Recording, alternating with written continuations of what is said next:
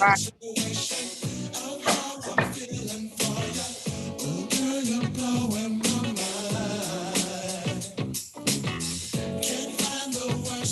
We're in the room with Vance Bradford.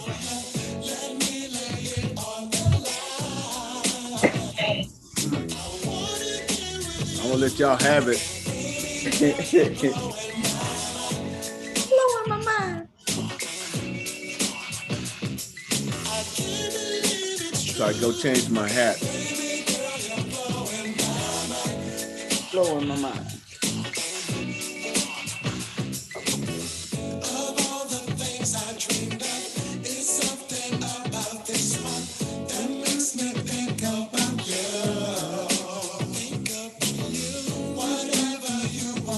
Oh, I'm tripping. I had forgot we. You're in trouble. I was just Volunteer on you. I had forgot. You're not even talking to the public. Well. Ah, yes, y'all. We can tell we relaxed tonight. We're in the room. TAAN at night.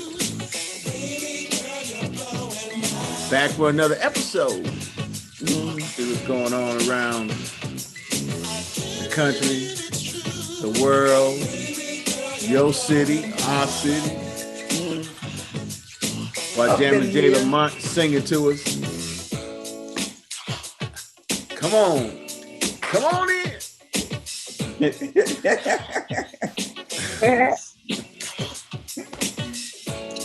Got a couple special guests in the house tonight. Doing their cameos. They're coming back. I didn't want to seem like I was jocking, but you had, and I had to let you know that I was watching. When I We got Tiff. The host for On the Record with Tiffany, a semi-new channel on TAAN TV's platforms. Oh, cool. Still new. I've only been there a month. Yeah, but she's got a new show that's airing, that's streaming right now. But before she tells you about who's streaming, she's also the president and CEO of the Texas Kidney Foundation. Yes. All right. Thanks for having me. Well, you're welcome. You're welcome. So we got Renee Rose. She's in the background, but she'll be on. I'm in the background. Yeah, we can't see you. Your camera's off. She's trying to be. I'm sharing because I'm sharing. I'm trying to build up the viewership. Oh, okay. Okay. I'm working. You want somebody to see you? Yes. Yes. I hear me. Right. Hear me. I might say anything. Yeah. Waste that. Get TAAN banned.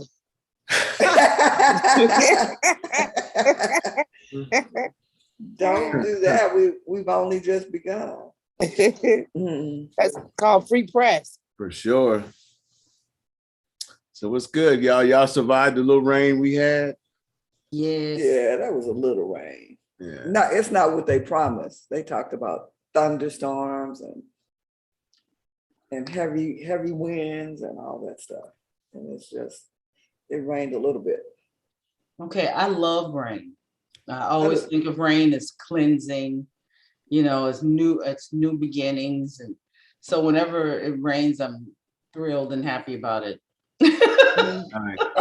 I like rain too. I just don't like to be in it unless I'm purposely in it, but I don't like to get caught in the rain. Like I always say, that's another good reason to have natural hair. It don't matter if it rain on me. I don't care. There you go. That's it. Very natural. Yeah, don't have to creamy crack. I don't have to worry about it. Right. the natural girls. The nappy head girls. Mm-hmm. the kinky hair girls, whatever you want to call it. Yeah, Love I it. love that, because when it rains, I just keep on trucking, walk straight on out in the rain. Now, when I had a perm, I mean, no, I didn't go out. You were constantly like, oh, it was the most freeing thing to cut all that hair off and go natural. Mm. It was So How long have you been natural? well, right after we got Ernie in our house, I cut my hair off. So about 11 years. Wow. Yeah, I've been She natural was 6 for months old. about 15 years, but I would wear it. I would steam it and wear it straight, but it was still natural because I didn't have any chemicals in it. And then I cut it all the way off, probably about 3 or 4 times within that period. Mm-hmm. And it just grows back really fast. Yeah, not like when you were permanent, right? Mhm. You know, it Well, grows. mine So would much grow, yeah. I had a friend that did my hair. She would just make it grow. I don't know what she did to it, but she would make it grow. So I don't know if Gloria Ray is still watching, but I want to give a shout out to Miss Gloria Ray and Lanny Gillespie, Lester Gillespie sister. I think, yeah, sister. Hey, Miss So- Gloria. I love Miss Gloria. Mhm. She is a pillar of the community and a cheerleader for everybody. I know, If there's, you know, she's always, if you're down, that's who you need to go talk to, because she will perk you right up. Mhm. Yeah, she's the bomb diggity. So I hate to interrupt you ladies, but you know, you guys probably thought I was really worried about being up here alone, representing the fellas. Well, I just called in my reinforcement. Just got off stage. Just got off stage, y'all. He's in Phoenix, Arizona. So I will have my reinforcement. Our national. Why do you make it sound like you going to war with us? Just in case, you gotta have some backup. You No matter know where we you love go. you. You know we love. We wouldn't hurt you, Vance. No. I want y'all to bring it. I don't want you to hold back. Well, Deborah, that's Renee Rose nemesis that's coming in. Oh, and Tiffany too. It's really Tiffany. He told me I was changing Tiffany. So I guess he's gonna come after me. No, it ain't nothing like that. We all good. What's up, Mark? He's coming in. Mark should take it. He probably can take us into the club while he's coming in, y'all. Yeah. Let's see what's going on. Yeah, let's see what's happening. There he is. Hey, Mark. Oh, his audio is coming in. Hi, Mark. Hey, what's going on, guys? Hey, What's Mark. up, man? What the deal? Yeah. Who else is on here? We got Tiffany, Renee, Laura, and myself. Hey, Renee.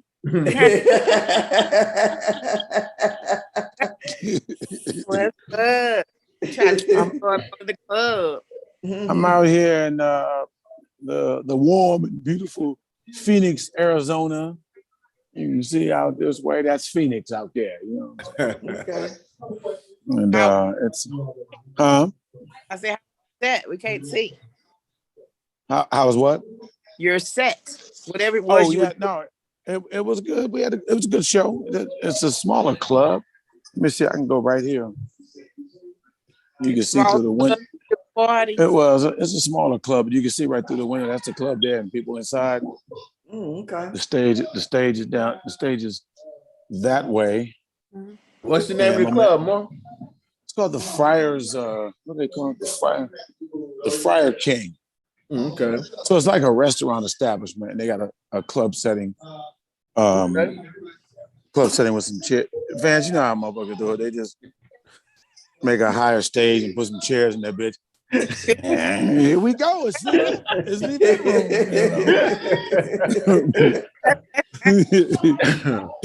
event room. Vance has thrown together a few nights. Hey, when I first started, we have them anywhere, partner. Anywhere we can put a few chairs and elevate you on the floor, a couple of milk crates, and a microphone. Oh, your mic was good.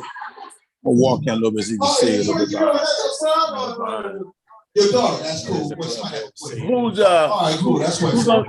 Who's on with you, Mark? I met JT Turner. Okay. Another brother named Sizzle C. From California. JT's from out in California. And the host is Speedy. You know, Speedy is the host. Yeah, y'all sound like y'all straight out of Compton. Sizzle C. Sizzle C. Sizzle C. I think Sizzle C is from where they live at. They live out in the Inland Empire. Him and JT. I mean, where they live at. I live in Compton, and Speedy lives over in the San Fernando Valley. So, but yes, yeah, so I think I've met Sizzle C once, but I don't know him like that. I want to say I think he lived out. He might be from LA and just live out there. The Inland Empire is like the towns like Riverside, Rancho Cucamonga, and Ontario. That's the IE, the San Bernardino County and Riverside County. That's where everybody's moved to back in the day because houses was cheaper back then. You can get a house for, cheap for like $200,000-$300,000, $400,000. And that housing market hit, and a lot of people had to leave their keys at the door and bounce. But yeah, they sure did. But most people they've migrated out there now. It's that's the part where a lot of people have moved to. So it's coming up. A lot of the top high school teams, stuff like that. You can start to tell when there's a bunch of black folks because all the better high school teams in football and basketball are now out that way, not the city and the other suburb area. So how to go. But it's square. It sounds like Friday and next Friday. Well, yeah, that's where it's funny. Yeah, that's where and next Friday is where when he ran out to where DC Curry and then with that what they said Rancho Cucamonga. Yeah, that's exactly what that was. It's about if you take down to LA, it's about 50 miles away from Rancho Cucamonga. It's nice out there. Not bad. So this is like Arizona. It's valley, it's hot as hell out there. But yeah, that's where those guys are from. Speedy's an LA guy, but he lives in the San Fernando Valley. People know that's like places like North Hollywood, Northridge, Woodland Hills, Van Nuys, Burbank, and Encino. That's where I lived when I was out there. Yep. Yeah. Okay. Yeah. So Valley. So, so LA is a big place. What y'all talking about on there, man? Laura, some fun stuff. We're talking about. We're talking about what's up with R. Kelley, Bill Cosby, and Harvey Weinstein. Oh. Well, I mean, what's funny is R. Kelley come trying to talk for Bill Cosby, and now that Bill Cosby gets out, now he want to throw some support for R. Kelley. It's like, dude, y'all killing me, man. It's whatever, man. I'll be honest, they're not gonna let him stay out, enjoy the money that he just so happened to save while locked up. They tried to break him, but they couldn't. Now some 16-year-olds trying to come in and say he accosted her at the Playboy Mansion. Oh, Bill Cosby? So what was she doing at the Playboy Mansion at 16? Not to defend Bill Cosby, but I wonder what she was doing there. No, she was underage, and they snuck a lot of underage people in there. A lot of kids will try to creep their way in there, looking grown too. I imagine. So, those things when you was setting somebody up, I get that. Sometimes you got to watch and be able to tell. Be able to try to be careful who you get involved with because, just on the mere fact of back in the day. When age started coming along, you got to be careful who you laying down with. Somebody could be setting you up, you know, Mhm. and get you on someone underage prostitution or a statutory, or even Yeah. just or the old school sets you up with some brothers, and you butt naked, and all of a sudden they bust in the door, and you gonna be butt naked That's trying to it. call the police because they done took all your stuff. You gotta be careful, but Cosby's been buck wild. I know many a time when people said they was at the Playboy Mansion, they saw Bill Cosby up in there. So I knew he was wild. I mean, get that, but you know, all that Well, we drugging knew he was people. But there. see, the thing with Bill Cosby is again, that was a legal matter. They promised him, and paperwork was signed that said that Bill Cosby would not be prosecuted for what he told them. Right. That's a completely Right. different story from what Right. went on with R. Kelly. You know, Bill Cosby should have never been in prison. Not for that. Not That's right. based on the legalities of that. You're right. The That's right. technicality of it, he should not have been, because he had immunity for letting that out because of the civil suit that he did. But I get that. I just don't get what people are trying to act like, well, why are they coming out now? It doesn't matter if they come out now. It doesn't mean he didn't do wrong. Mhm. You know, it's like the same thing. Well, why y'all complaining about slavery now? It doesn't mean it didn't happen. It doesn't mean that it was right then. You know, so or you know, I'm just using that as an example of something that was so long ago, that was centuries ago. You know, we're the product of slaves, you know, so or even the Native Americans and what they've had to go through. So I mean, it's just it really boils down to people who are loving the stars, and they're making excuses for them. Mhm. I object to the statement that you said we're the product of slaves. No, we're not. No, and I think that's why I'm glad about the whole critical race theory not being taught or whatever, because that is not Well, where say descendants. Can we be descendants? I don't know. My people came from Ireland.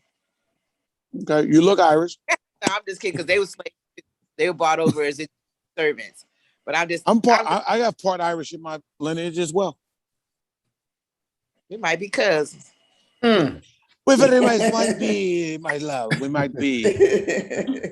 top of the morning to you. Well, I mean, we are descendants of slaves, but I'm also part Native American, so I'm part of that atrocity that's been done to them. But I mean, either way, it's just like, whether we feel that way or not, we can't act like it didn't happen. Right. That's not gonna. We cannot erase that. We can't go back and change what happened, but you can deal with it and accept it and admit to it and move forward. With Bill, like I said, they let him out in New York, but time up in California. They're not gonna just let him run free with all that money. They're not gonna let it happen. So they dug up somebody else to come and they could charge him and lock him up again. I mean, without that clause or that disclaimer. Yeah. I feel you. I mean, as far as all them, and then with Kelley, he's in jail. He needs to have been in jail. He's done a whole lot of buying and spent a lot of money on all these things. But you know, I mean, it's okay that you had appreciated them and understand their talents, but as people, they have to be accountable for their actions. Okay. I'm glad you said that, Mark. Because are you? Yeah, I'm glad you said that. I mean, you know, well, we know I wonder why. R. Kelly is guilty. We know R. Kelly's guilty, and he's gonna get what he deserved. Hopefully, we know the same thing about life. But my thing is, why is just R. Kelly? Why? What about everybody that's around R. Kelly that had a hand in enabling that brother doing the things he did? He didn't do it by himself. Parents of those young ladies, where were they in the scheme? Parents, the managers, everybody that aided him and knew what he was doing. The people in the hotels, the housekeeping, people that covered everything, they covered up. I'm with you on that, Vance, because if somebody right now commits a robbery, the kid that's driving that car that you jump back into is in as accomplice. much trouble as the person who went in and committed armed robbery. So But why are the people that are around accessory. him? Why are the people that are right there watching this felonious behavior? They're all and aiding and abetting while he's doing it. They're all of them.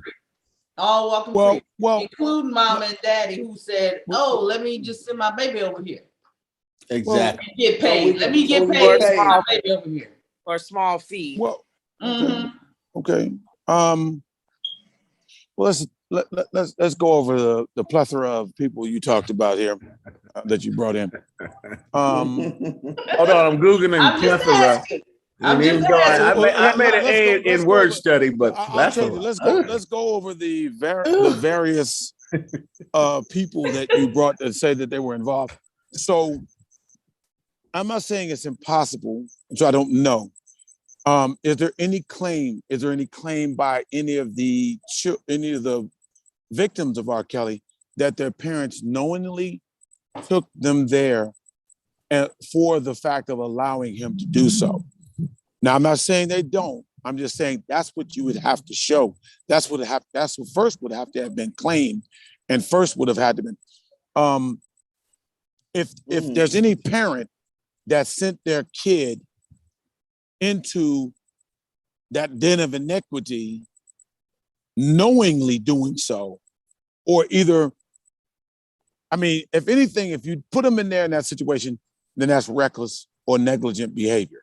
I don't know how legal that goes into, but that's negligence. And as a parent, if they're still underage, if you look at certain negligent behavior, then a kid can be removed. Now, most of these kids, when they find out and it comes out, they're grown now. Two, do we know that they willfully supported this crime or are co-conspirators in setting this up? Like, I'm gonna feed you my daughter so we can blow up. Yes. And They do it. and They well, knew it. That part of the movie, they showed where the parents were bringing them to the mansions and leaving them. They brought him to the mansions, leaving them for the purpose of allowing him to have sex with them. Is that what you know that's to be the case? Well, they didn't know that. I don't think they. Well, then I. Okay, if they didn't know that, then you could say. So why would they leave them? They leave them with him. Well, I mean, let's put it like this. Let's put it like this. Is it safe to say that everybody in here, including myself, is a parent? Sure. Vance, you don't have any children? Okay. So for the rest of the parents here, have you never done, if you haven't, fine, or have you never heard of a parent leaving their kid over someone else's house? It could be a sleepover over another kid or whatever it can be. Have you ever seen them leave their child with another? Could be a family member. A lot of victims are underage being molested by family members. It happens all the time, but it happens. So again, because they did, we'd have to prove willful not being willfully complicit to knowing that, hey, I'm gonna send it with R. Kelly, knowing that they're gonna do so, hopefully so, and that'll blow them up. That you know what I'm saying? So that part we'd have to prove. I'm not saying I don't know that it didn't happen, but there has not been any claims, especially from the kids, to say, well, my mom or my dad sent me over here knowing, or my mom or my dad went there, or you find out that from anybody who was witness, who has been speaking out against them now, who has been witnesses account, has said this parent here, that parent here knew what was going on, and a lot of these kids, because, and I think it's funny in a sense, because what I've been hearing in a lot of cases is that these kids be acting like they're grown. So kids will do this behind other parents' backs and sneaking out and doing whatever. But now we know that this is, and we hear this admission now. Okay, it's wrong. But what about the parents? Again, we don't have that proof at that point, and there's plenty of people who are the victims of it. You saw the last people that were there. We saw do the interviews on TV with Gail, them two girls. Their parents were desperately trying to find and get in touch with their daughter, get a hold of their daughter. And That's she was one. just mind screwed to staying there and hiding out, or he was keeping them from being seen with their parents so they couldn't get to them. Right. So, So it's go ahead. So you believe one part of it, we just see it a little So bit then different. But I have a friend, well, not anymore, but a friend that lived in Houston. He was an attorney. Mhm. And he was dating the mother, but he wanted the daughter too. Right. So the mother sold the daughter, or allowed the daughter to be with him for pay.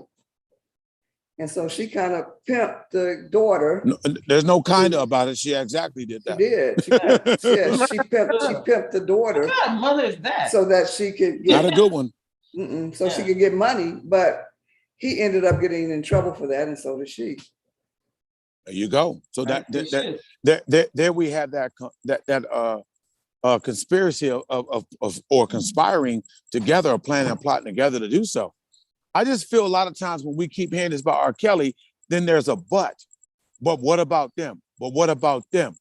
I mean, well, honestly, he was wrong, but somebody brought those girls to him. Somebody introduced them for the purpose of him being with them. Let Mark finish. I'm sure there's a few people who are complicit in that manner of it, but I think what I hear, and Vance, I'll say this and I'll put it out there. I'm not going to straight accuse, but I'm just going to say it because I hear it. A lot of times I hear that being thrown out to basically soft pedal the admission of guilt to R. Kelly. Because I back that up again. A lot of times I feel like that's that. And again, you can correct me if I'm wrong. I'm just going to put it out there. A lot of times people are bringing about, what about this guy? What about that guy? What about these people? As if to just kind of soften the acceptance of R. Kelly and his wrongdoing. No, that's not what we're saying. We're not saying soften the acceptance of R. Kelly. R. Kelly's trash. He shouldn't have done what he did. R. Kelly and them. Yeah, we're saying there has to be, we can't. Like, wait. Let me talk. Go ahead. I'm sorry. Go ahead. Something that you said is important. You said the moms and dads were desperately looking to try and get in touch with their daughters. So those two, those two girls. So let's talk about those two. Police. Where were the police? If you're desperately trying to get in touch with your daughters, and I'm not discounting what you're saying on the validity of it, then the police should be helping you to get your child, because this is your child. You should be able to go get your child from wherever they are. So that then makes one ask the question, was he being given some special treatment because he's this big important person? Yeah. And the parents weren't being given their rightful rights to their kid. Right. So I would say, go ahead. I'm sorry. I said, from what I understand, they didn't really start looking for him until he stopped paying them, stopped giving them stipends, whatever he was giving them. That's when they supposedly started to desperately look for these children. Stipends for what? So the parents are trafficking their own kids. No, hold on. What was the stipend supposed to be understood for by the parents? For their daughter to be in the studio and working. Working in studio work and stuff like that for that purpose. So you're going there with the understanding that they're going to be able to work back and forth. They're going to have this wonderful career. Right, he's producing them and trying to get them off on their label and get their music, and it's a risk whether they reconcile or not. So okay, that part. Again, you'd have to directly know that the parents willfully knew that he was sexing those kids, and that, and I think we're painting a picture of that these parents left their kids and like they sent them off to camp and never came around. I think there's a point where there's a pattern when you start to see your daughter is going over there, or your daughter's around there. Your daughters are going over there when they're not even telling you they're going over there, and the daughter is going on trips to other places outside the state. When No, they because knew, one of those. they knew everything. No. I'm talking about when they go and when the daughters are getting out, not showing where they are, telling them they someplace else, or either traveling. There's a lot of those things. I'm not here to give excuses for the parents, but I'm saying to you again, there's been no claim to say that these parents knew and they willfully sent their kids to them. If they did, we don't know that. We don't have anything to say that. That just seems to be the first assumption. I get it, because the first thing when something happens to a child, we're going to naturally say, well, where are the parents? Where were the parents? And we as parents, the other ones other than Vance being parents, how many times have you ever been in a situation where you didn't know what your kid was doing? You found out after the fact. It happens because kids, how many times of us being kids have we done things, being kids, how many times have we done some stuff that our parents didn't find out about? Yeah. Or didn't find out until after the fact? Yeah, there's a lot of different pieces to it. I agree with you on that part of it, Mark. There's a lot of unless we find out about that, unless we hear about that, we're quickly ready to share the blame to somebody else. Now, if you're talking about handlers or anybody else, anybody that was close to his camp that had any willful knowledge that supported this, that was a co-conspirator in this, or did anything sexually with these kids or whatnot. Well, he was saying it was consensual. Now think about it. If it's a young girl being abused, yeah, they're consenting. Some kind of consenting. They consented. There should have been some kind of outcry to their mom or to another young friend or whatever about what he was doing, just out of curiosity, just gossip and tell your friend, girl, last night he did to me. There's gonna be some kind of outcry if it's not consensual or if they feel abused. You know what I mean? So where was that? It's not there. But the kids are doing this amongst themselves. It's like, hey, how many kids are having sex consensually with other kids who are minors like them? So they're keeping it quiet. Girl, go. No, but that is what statutory rape is. You can consent at 14 years old to whatever you want to consent to, but you're not of legal. Yeah, you're not of legal. Not supposed to be. There's still laws that regulate that. So whether or not it's consensual is a non sequitur. It's not even an argument. Exactly. That's why I'm saying these things keep getting brought up. Like those things, we get it. We understand where girls are being fast. We understand that girls are trying to be grown. I've lived my life as a teenager, and a girl who I dated was a year younger than me, and she kept saying, really, I'm older than you because in maturity, girls are more mature than men. I should be dating somebody at this age. I'm like, yeah, whatever. Anyway, throwing that out there. So a lot of girls will sit there and think that really because girls are more mature than boys, supposedly, that they really should, that if they're 15, an 18 or a 19-year-old is their equal, their equivalent. And it's like, it's a bunch of BS, but when we're talking about what we saw here, the time comes where people want to say, well, what about these other people? Why aren't they been? I don't know that they're not. Is anybody proven that they weren't? Or he's the only one of it? Because none of his people in his camp are famous. So nobody, not to say nobody cares, but they're not going to make the news. They're not going to make the news. There's been nothing that said that, hey, look, there was a whole ring of child molestation going on, like using, like, say what happened with Michael Vick and the dogs. Okay, it wasn't just Michael Vick. He just was the name. The whole ring that he had of that dog abusing, the dog fighting and stuff like that, those Rottweilers, everybody involved in there got dealt with and went to jail on it. He probably may have done the most time and the most severity simply because he was the head of the whole thing. But so Mark. Yeah, go ahead. So your point of view for R. Kelley, and it sounds like the teenagers are at fault, or that they desire to be there, Of course. Against the wait a minute. And then no, I'm listening to you. But when we talked about Cosby, and we said the same thing about, you know, those women wanted to be with Cosby, the conversation was a little bit different. So I'm just trying to figure out why. I don't understand what you mean. I really don't. I didn't think you would, but. Well, why would you ask? Why would you ask me a question knowing right away that I didn't think I would not?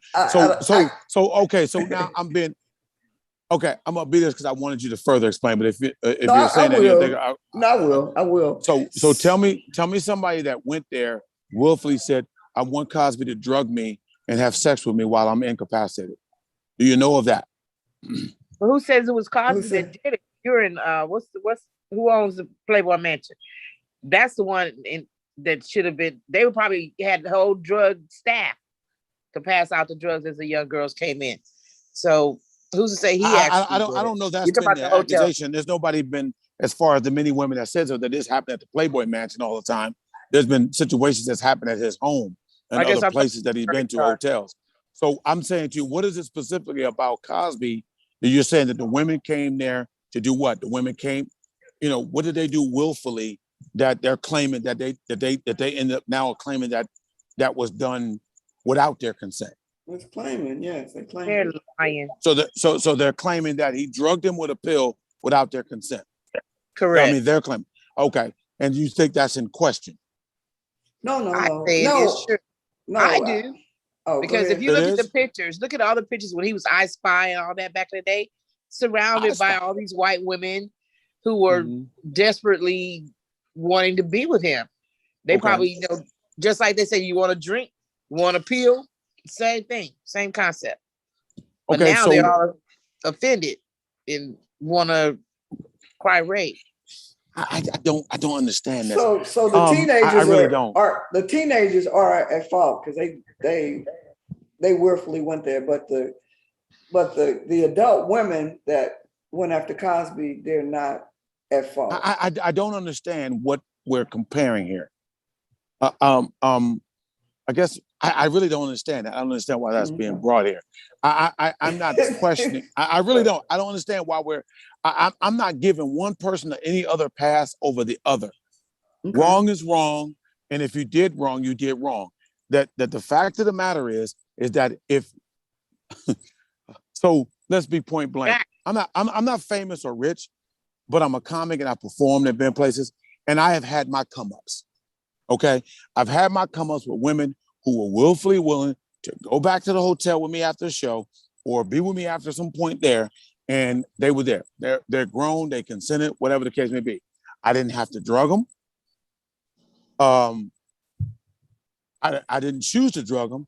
They weren't asking to be drugged, so it happens. I understand what willful consensual sex would be.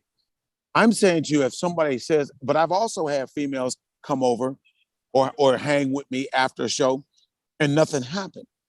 We hung, we had a good time. Sometimes, some situations we made out, and was getting there, and the person stops. And no, I wasn't trying to go that far. Okay, fine. I've let them go. I've never put a drug in anybody's drink without their knowledge. And then once they were totally under the influence of it, went and had sex with them. That's having sex with somebody without their consent. You did the drugs on them so that they couldn't resist. Simple as that. So whether someone went there to use the bathroom, or whether someone went there thinking they were going to have sex, unless they was that, any person that went there and said, yeah, I'm going to get high, we're going to do this, we're going to do that, fine. That's consensual. Somebody come and later say, you raped me? No. Now, if you gave them something they weren't planning on having, say, maybe I was going to get high, maybe do a little coke, but I wasn't trying to do no Quaalude and be passed out, incapacitated. In and of itself, of what's going on in that situation, where a person's having sex and they have no idea, no control, no feel of what's going on, there's incapacity. I mean, what is that? Okay, so let's talk about Weinstein. Those ladies supposedly knew what they were doing. It was basically the casting couch. Yeah, it was basically the casting couch. That's what they were saying. And he told her, yeah, Weinstein, if you come up here and you do what I tell you to do, I'm going to make sure your career soars. And he had a lot of big name stars. Now they're big name stars. Do you have anything to do with that? We'll never know. But I'm saying that he didn't drug them. It was basically by their own will, at their own will, that they consented to do all the things he asked them to do in order to get their careers a boost. Now, all of a sudden, you're raped. You're violated. Well, isn't that the definition of sexual harassment? Yeah, Because I don't think he's been accused of rape. Definitions. Right. I don't think he's been accused of rape though. He's been accused of sexual harassment. He's been accused of rape, and we've changed the definition of what rape is, because Harvey Weinstein, that is a known fact that he was the casting couch. It's a known fact that if you took a meeting with him at one of the hotel rooms, because he would have meetings at hotel rooms. If you took a meeting with him at a hotel room and you walked into that room, there would be a certain expectation. He was going to proposition you. Yeah, I mean, there was an expectation, and that is known. Everybody knows that. That's not something where people are just like, oh, well, maybe. I mean, it was so well known that they did a whole skit on it during the Oscars. Who was it? It was Billy Crystal that did jokes about the casting couch and Harvey Weinstein, because he was up for so many awards that year. I mean, Weinstein was not some big secret. That the experience you were going to have was the experience that was pretty well known. People were, and the way that he ended up getting convicted is because it was a subordinate to powerful person. He's not. That was what the dynamic was. I mean, if you're looking for that as far as being able to be in things to advance your career, put you in opportunities, that doesn't make them your boss because you weren't hired.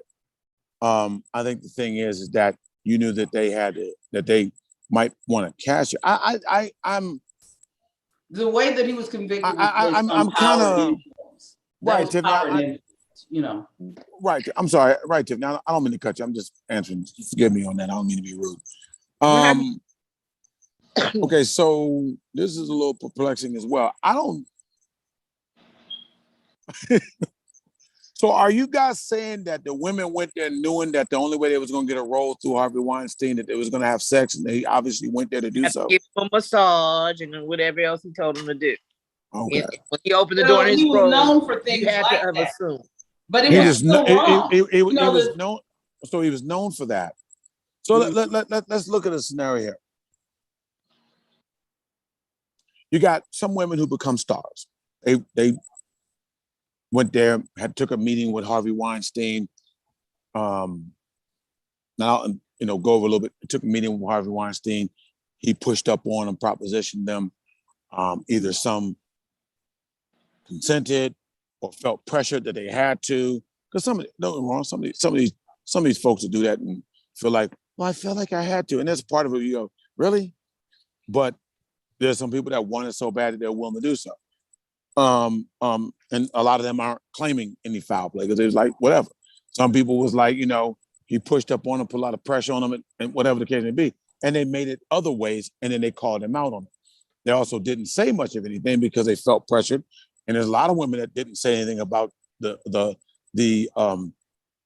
forced situation of them having to feeling like they're cornered and having to have sex. They never said anything before fear of persecution, being accused of being a liar, and that the person had so much power that they were going to end up ridiculing and destroying you, and you would have been raped and also vilified on top of that, living it all over again, right? So my whole thing is that you take a female who maybe is an unknown star, and they go up there and they go through in that scenario and they become a big star. Now, here comes the next person who's unknown. Now, it may be widely known, but where is it widely known? It's widely known within the circles of those who are successful, because it's very easy to know that most stars all know each other. They collaborate with each other. They party together. They have fun. Not considered not with common people, but there. So it's very it's less likely that some girl who's unknown doesn't have any connections with anybody else, and they come in expecting, oh, well, Harvey Weinstein, he's a big producer, done all these movies. He's invited me up for a meeting, and they do. And it sounds like you're saying, well, it's all been known that Harvey Weinstein does this, and you go, but how does a person that's green to the game know who's who? They don't know. They all find out fresh when they go there. What was happening was that So where did he you was get that telling. from? No, they knew. I'm okay. So you're telling me a girl that's green to Hollywood that doesn't know any of these other people around knew that that's what Harvey. How would they find out? How would From they find out? the talk of the town. Somebody Again, told him. I'm Their talking manager, about somebody told him. but I'm talking about a young actress who is not in the game, who isn't rubbing elbows with the stars, who he has sexual harassed. So you don't hear the word. Probably some people who did it aware. Hey, look, I went over there. Harvey Weinstein, don't go over there because it's a trick, because he's going to try to proposition you. And then maybe somebody made a choice. But Yeah. But the fact is that we don't. Who says that we know that every single woman went up there knowing this is what Harvey Weinstein is going to do, and gave in to have sex, and then later complained and said he forced me to have sex. Is that what y'all are thinking is going on? Yeah. Okay. So my thing is what I just said, that's absolutely not just totally the case, because that's not what's ever been claimed. If you look at the people, a lot of the females has been said that come in unknown, they don't know the other people who have been, they don't necessarily would know the other women who have been victimized by Harvey Weinstein, to find out that, hey, this is a trap, because Harvey Weinstein was doing this. He was inviting people through the hotel to have a meeting with various producers. So you're under the impression that it's going to be a bunch of other people, men, women, whatever the case may be, like it was something there. And all of a sudden you get there and nobody else is there but him. Yeah. Or maybe a couple people are there, and then eventually they leave and it's just them two. So is that just speculation, or did you read that somewhere? No, that's been what's been said. That's what's been stated in the events that's gone on. I mean, here's the thing. There's some But what about, so you're saying that all of the women were completely unknown. I'm not arguing that Harvey Weinstein did what he did. I'm saying people knew Weinstein was like this. I'm saying also. But how did those people know that Harvey Weinstein was like this? They had to have experienced it, and then it had to have been talks. Now you talk about people who. So if you take a person, there's a couple of different women in this sscenario. There's women that he has promised to make stars in this situation, and I ain't never no guarantee. That's just word to say, give me some and I'll make you a star. Because there's the average Joe that does that shit. Excuse me, my language. There's the average Joe that does that. But the fact is that he takes one girl. So you take some girl scenarios, female scenarios, and there's a female that he ends up casting in a movie. She becomes a big star. You take another female, he casts, doesn't work out, or either he doesn't cast them. They don't do anything. No, they mad because they did what they did and they got food. Now, who's to say that the next unknown girl, unknown female comes in, and how are they gonna know? They don't know these other girls. They have it's no guarantee that he knows those other girls unless they have a relationship, unless they've crossed paths, and unless in that path that they cross randomly and say, yeah, I'm getting ready to take a meeting with Harvey Weinstein. I said, girl, don't do it. And they go anyway, okay, fine. How many of all these girls are that situation? Yeah, but even if you know that Weinstein has done this before, it doesn't mean that you're going to think he's going to do this to you. But how would they know? But people, you have an agent. You have people that you're working with. How would an unknown person? Because again, most of it, I'm not saying it's been most of them have been unknown females trying to make it. Now there have been some who are, I won't say they were stars, but they have done some things, done some work, and if they're not flowing in that particular, they may not necessarily flow in that same particular circle, but as the rumors start to come about, it happens. But again, how many of these females who went there unknowing, say the first female that went there, first 4 or 5 females go there unknowing, and they get sexually harassed into this situation? How many of them are going to make an announcement about it to tell everybody? Well, nobody is. It was, and but that's the same argument we're making. It was his power that caused going in there.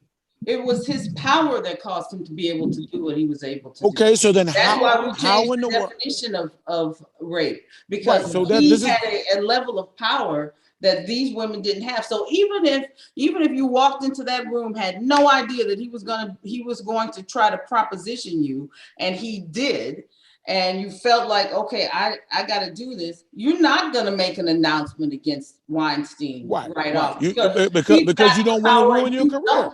You don't. Right. That's why nobody said anything before. Okay, so then how was the next woman to know if each woman keeps quiet? Well, you said in your question. We were talking about it amongst themselves, talking about it amongst the industry. They weren't reporting it to the police. There's a difference between keeping quiet. So you've been tuned. You're tuned into TAAN TV, the African American Network, where we have a local feel with a global reach, and we're here with the famous national comedian Mark Howard. I ain't that famous. I've been with Harvey Weinstein yet. I know.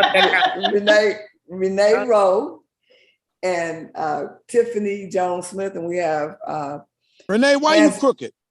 We have Vance Bradford in the room behind the scenes. My phone was dying, so I had to run in here and plug the phone in. Wow. So I wanted. So crooked? Sit up straight. There you go. You're like, you was like this. You're doing the gangster. I am. There you go. Now you do you. I ain't tripping. So we're. I promised Tiffany that she would be able to talk about her new channel on TAAN TV, On the Record with Tiffany. She's got a new show streaming right now. She's got about 5 shows. She's interviewed Barbara Gervin Hawkins. She's interviewed Laura Thompson, and she's also interviewed Lenora Walker. And so tell us a little bit about, what's going on and what people can expect in some of your upcoming shows. I'm gonna get on because I know we're about to end up over here. I want to get back in here, but it was nice talking with y'all. I mean, only thing to answer, I would just say that I doubt if any of these other females said anything to anybody other than maybe someone in their close immediate circle, family-wise, and they kept that a secret. And so, because that's a point. That's why I said people. That's what I'm saying. Women. That's why I said there's no these women that didn't go in there knowing this situation might have got somewhat rumored, but I think it becomes a rumor that people suspect but don't know, and then you start talking about their haters. But I get it. Now, I don't want to take from your time there. I just wanted to answer that in that sense. I just think Harvey Weinstein's a pig. He'll get his. And he is the reason why we changed the definition of rape. Right. And it should be changed to with that power dynamic, because that's exactly what he did. He just stole people's lives and made them shut up. And this has been a great conversation that we will continue at another time. All right, I'm gonna get on out of here. Nice talking to you, Mark. Nice talking with you guys. Y'all be good. All right, Vance. All right. Put a hat on that knot. I put a hat on that knotted head of yours. Anyway, bye. Hey. When I chime in on Tuesdays and when I talk about the Cowboys losing, y'all let me talk. Y'all wouldn't let me in. You could if you ready for that, heat, come on in there. All right. Well, I have no commentary on football or sports of any kind. I just know how to push glad you let us know, Tiffany. We didn't have, but glad you let us know, though. It's all right. Shut up, Renee want to jump in. So, Renee, you jump in and see if you can handle this heat. Tuesday night, man. We'll see. We'll let it happen. So Mark, before you go, have you started working on your show? Me and Vance are gonna talk this next week. We're gonna talk about. I got an idea. We're gonna talk this week. I actually been doing a few things between starting some other work and then coaching. Wow. No excuse. I'll be able to do something. We just gotta. I'm trying to get a few things settled in that situation, especially even the coaching, because I haven't officially been made the coach. Wow. Yeah, I'm still waiting for paperwork. I'm waiting for that background check. So you're gonna do great. You're gonna do great. I hope so. But no, look, I won't lie. I had some little thing on me, not little, but something on me that it was over 10 years ago, and we won't get into that. But still, I'm just wondering if that'll affect things. Hopefully, I'm actually coaching without supposed to, but I'm kind of bonding with the kids, and they're learning. They're doing some good stuff. So pray for me. I hope that works out in that sense there. But yeah, no, we're gonna work. We're gonna work on that. We're gonna work on that. So, and I'm gonna tell you, here's my prediction too. As far as we get down the season, I've thought it in before Tuesday. I'll say it again, Vance. Lo and behold, that my Cowboys do some good things by November. Look at me, by November. Hold on, Renee. By November. By like November, December. We were looking for Dallas Cowboys today. The only one they have from 1993. That's okay. By the time it gets around November, around Thanksgiving, Vance Bradford is going to change and say, I'm picking the Cowboys. He is, because he's a fair weather fan. Like he said, I pick winners. And you're going to wait till somebody start winning and then pick them and ride their coattail. Okay. Watch what Vance do. Watch what Vance do. They do it every year, Mark. They set you up, bro. Why ain't going to get on that wagon? Not to be set up. Not to be set up, partner. But anyway, who's winning Sunday? Who's winning Sunday? My Cowboys will win Carolina. We'll beat Carolina. Well, give me Carolina score. Didn't beat. Oh, snap. Hold on. Lost my headset. Yeah, Carolina ain't beat nobody worthwhile. Now they playing a real team. Yeah, I might as well while she was Okay. there. Peace, man. See y'all. All right, Mark. Take care, baby. Thanks a lot, man. No problem, man. Thanks for having me. All right, Dougie. All right, man. So hey, that was a spirited conversation with Mark and y'all. The 1-2 punch, and then Laura, would kick in every now and then. So I just like to ask questions. Yeah. I kicked back because I knew Mark was gonna handle y'all. But it was nice. Yeah, but at the end, see how it came together at the end? Everybody, so but like still got to deal with the scum. My thing is you just can't. You just take out now, you just got to take out the whole problem. You just can't take out that one piece just because they're the figurehead, it'll just start over again, so. And that's true. It's like, okay, did R. Kelly get a lot of special treatment because he was R. Kelly? Of course. That is a question that should be asked and investigated and answered, because if you got parents looking for their kids, the first place they're going to go is the police. So what happened with those police interactions that they couldn't get their kid out of his compound? Mm-hmm. Hey, what happened? Looking at her. Well, that's what I'm saying. There's more than just him should be standing at the fire. So, but anyway, Laura, you did a great break and transition. Then we broke right back, but now we can go right back to on the record. Let's get back on the record and tell us what's happening. And I want to throw this out there too, that Phil and I, my co-host of In the Room, we would love to come on your show. Did I say that before? Mm-hmm. We had Laura, Aretha Franklin, brought her back. Everybody but stuff. But what's really going on? So the host and the co-host of In the Room, we just, can we have a conversation with the one and only? You're like our Tamara Hall right now. Laura, I was just thinking about that. Oh, Tiffany. Really? Are you talking about me? Yes. Yes. So they're trying to get on your show. I would love to have you guys on my show. I hope you're not going to talk about sports, but no, I'm just.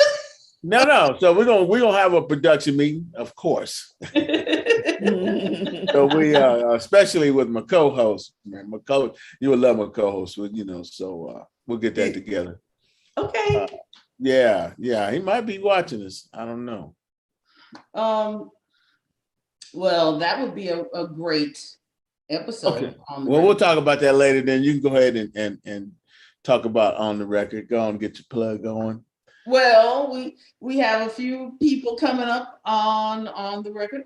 Dr. Wu, I think that's supposed to be coming out this week. The 18th. The 18th. Is that the heart surgeon? Remember I told you remove, huh?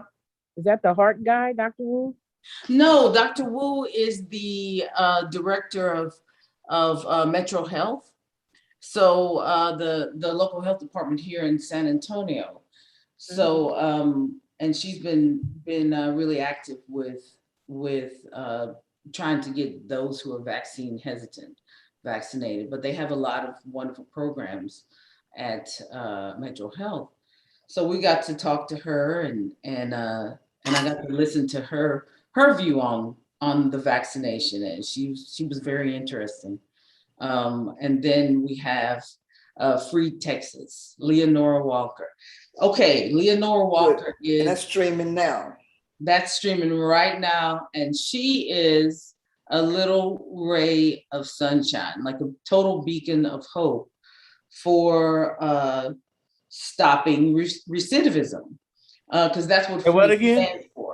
stands for stopping recidivism, for stopping people from going back into the prison system. Like she's developed a whole program, and it's very empowering. Like the program itself, from the name that she calls, all of the participants are scholars, and you should see like the way that they drink that in and internalize that. When they come out of this program, you can see that they see that they can be somebody, that they are somebody, you know, and they always were somebody. Mm-hmm. They just made some mistakes, and you can recover from any mistake, you know. Wow. And that is such an important thing to say to another human being, that you are, it doesn't matter what you've done, you're still a child of God, because her program is faith-based. You're still a child of God, and anything that you have done, he wants to meet you where you're at right now. Mm-hmm. You don't have to be perfect. Nobody has to be perfect, you know. Wow. And she walks with them through training, teaching them a new vocation. What is it you want to do? What was your lifelong dream? And let's see if we can get to that. Right. You know, I mean, man, it's just a really, if we could see that everywhere, it would be something. Yeah, something very, very changing for the community. That program is going to grow too. It is. But she's streaming right now, so we want people to watch it. Go look at TAAN.TV.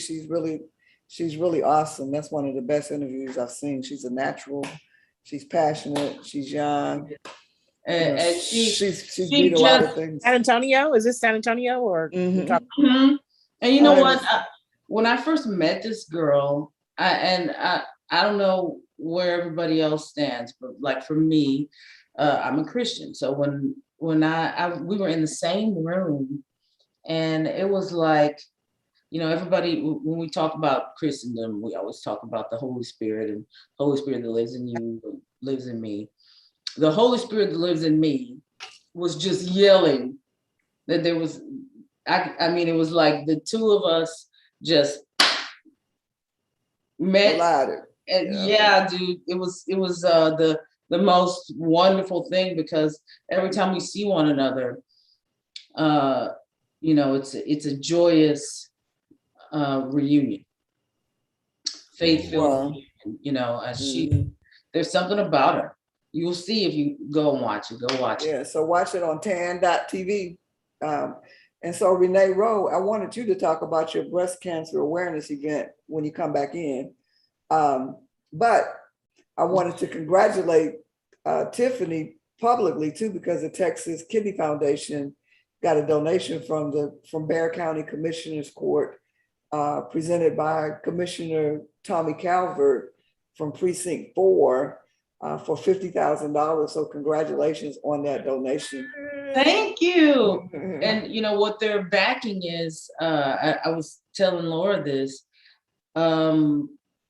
we are doing a public health initiative in the 4 precincts, and Commissioner Calvert is the one who has been championing this for us, and I've been working on it for a while. And this week, when we were talking to the National Institute of Health about the study, I called them to see, like, what, has anybody ever done anything like this?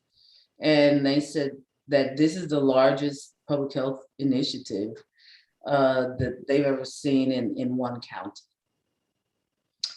So we are literally about to make history in doing what we're doing. So, and having the commissioner support us as we find kidney disease early, as we identify the disease and follow people and track their kidney health over the next 3 years.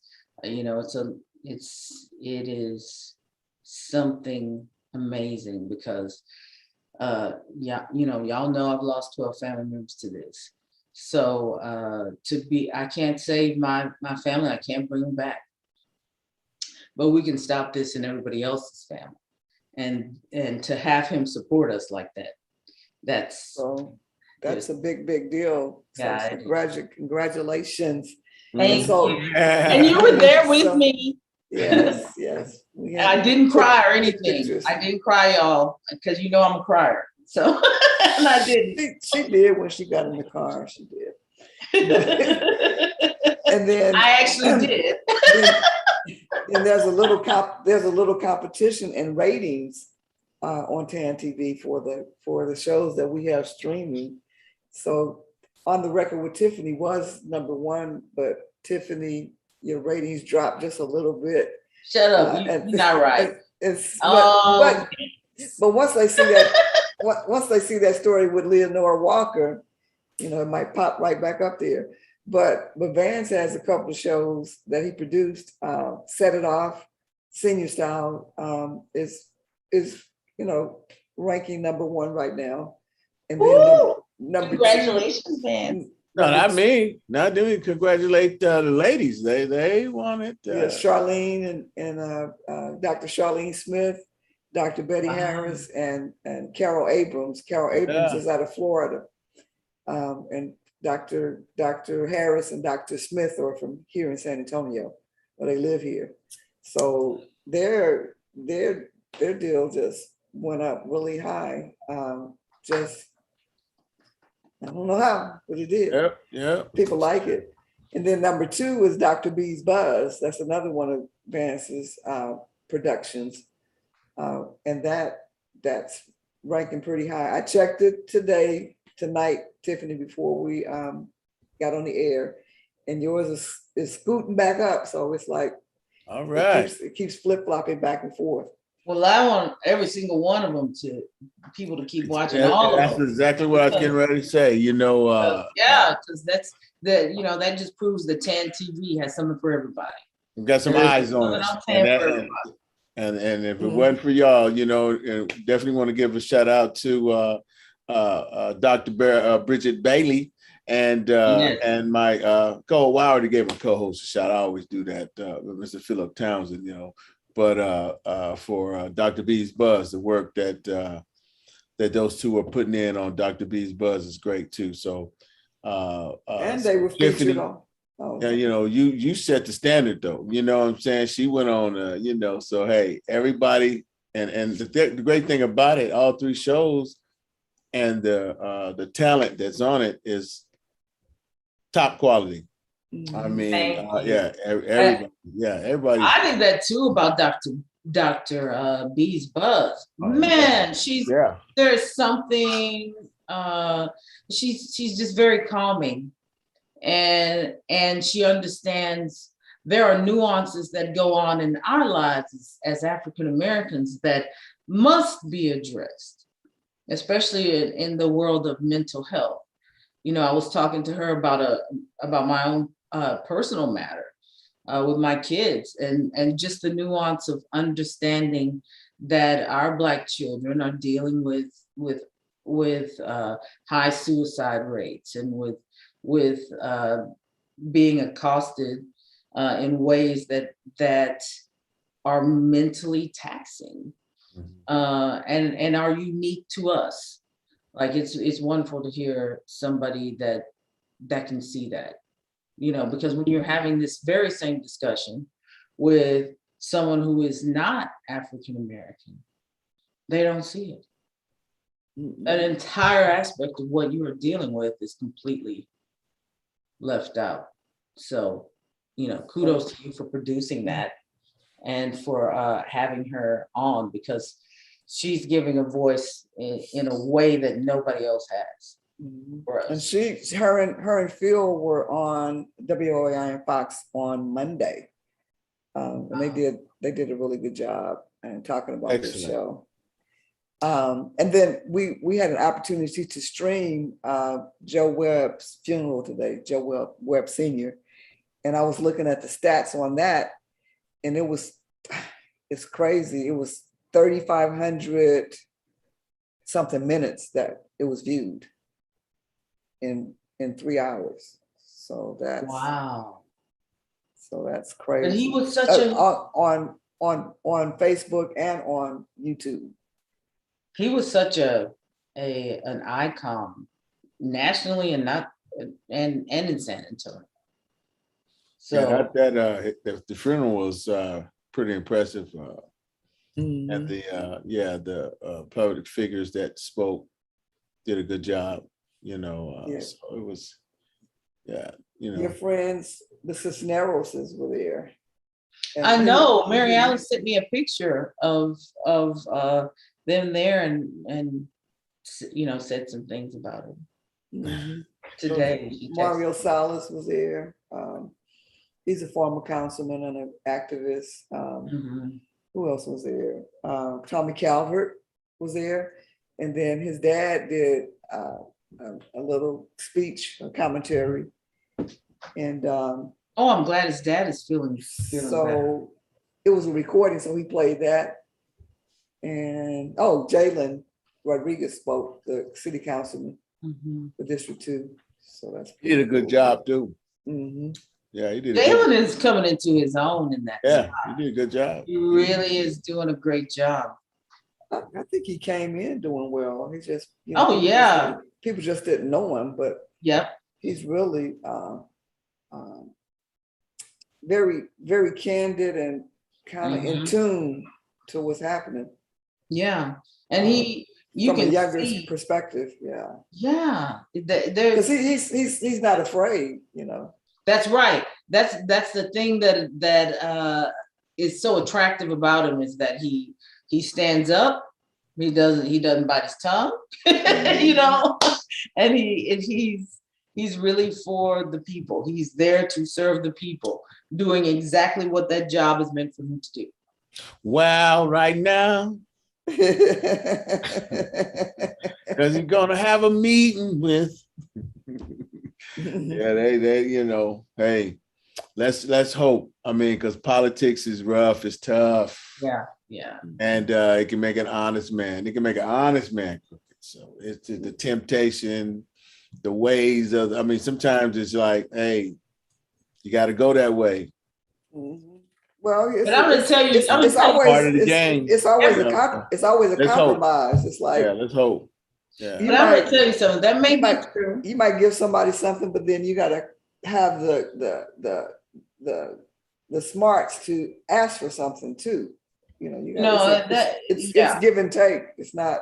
And remember this, you know, it is, politics are difficult, but there are some great people in politics that are truthful and that really stand for people. One of them being one of my favorite people, Commissioner Calvert, because if you went to his birthday party, I mean, first of all, who takes the time on their birthday to think about, which means that he had thought about this for some time prior to it.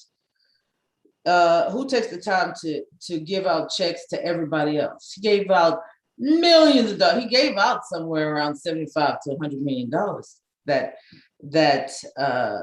that night.